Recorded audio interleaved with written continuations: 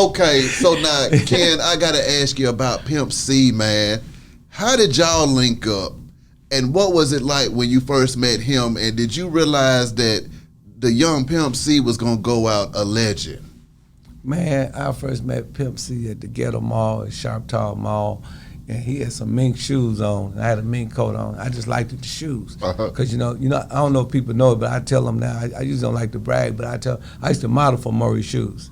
I was the official model for Murray Shoes. My picture was in every magazine all over the place, all in all the stores, you know. Yeah. I mean, I got a lot of little things like that. I really don't like to talk about it, but, you know, since we're having a conversation. So by me being a model for Murray and they flown me over to Milan, Italy, and, you know, they didn't decide all the shoes they used to design. They used to put my name in the shoe, like, you know, it was the Pimpin' Ken shoe. A lot of niggas was wearing my shoe and didn't even know it was a Pimpin' Ken shoe. Like Michael Jordan, I was Maca Jordan. You know, I was the 2, 3 of the P. You know what I mean? I had my own shoe. Literally, I had my own shoe. I'm with you. So when I seen the Murray shoe, I'm looking at Pimp and I'm like, man, you know, those some nice shoes. And then he said, Pimpin' Ken. I'm like, Pimp C. I'm like, I recognize him now. I called him Pocket Full of Stones. The next thing you know, man, we went to his mama house, and because she lived close to the mall, and we talked all night, and man, we just reminisced, and he just had all these ideas about music, about old school, and how he liked the Temptations and the Isley Brothers, and how he was a producer, and how people. And then he said, Ken,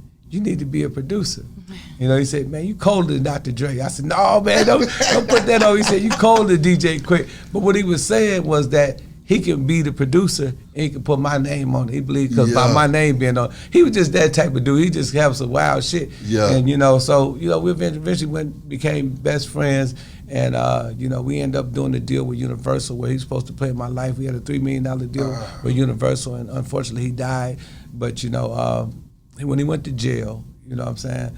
You know, a lot of people turned their back on him. I was right there. You know, the first day he was in jail, I was there. Actually, I was there when he caught the case. You know, we was both in Sharp Town Mall at the same time. He pulled a gun out on a young lady. He thought she was trying to reach for a pistol.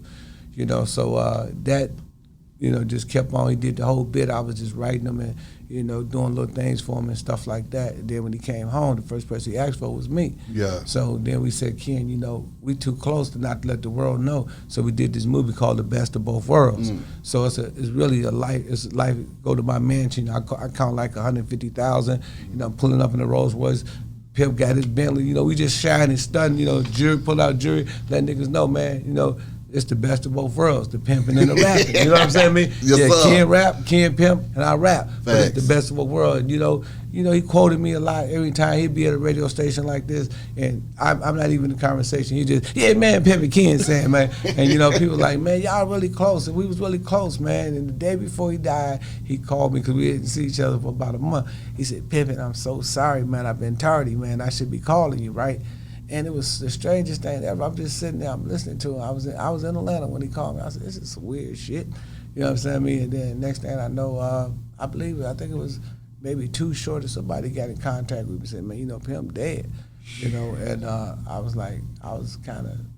baffled. I was like, man, I just talked to him. The man ain't dead, you know. Yeah. And then, you know, Ruben, you know what I'm saying, which is his manager at the time, he called me and made it official. And I was like, you know, man, you know, so I went into a state of depression, man. I was at the casino, man, gambling, you know, $15,000, $20,000 a day, you know what I mean, just tripping, you know what I'm saying? I wasn't even shaving and shit. You know, my father died, my little brother died.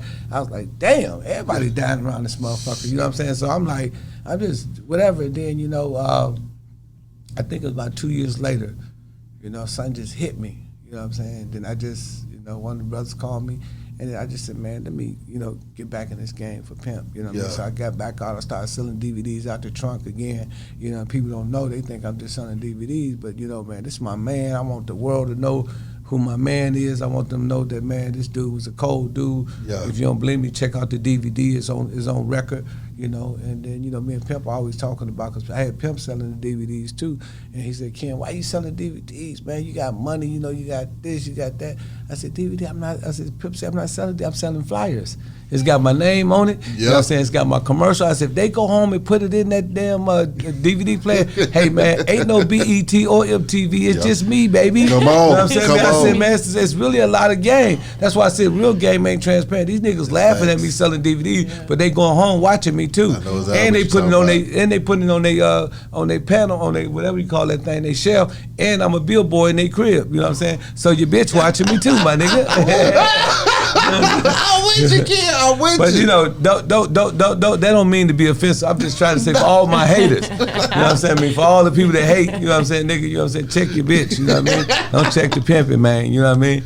Get back off of me like hot coffee, man. You know, give me 50 feet, you unbelievers and underachievers. You dig? Hey, man, that's you.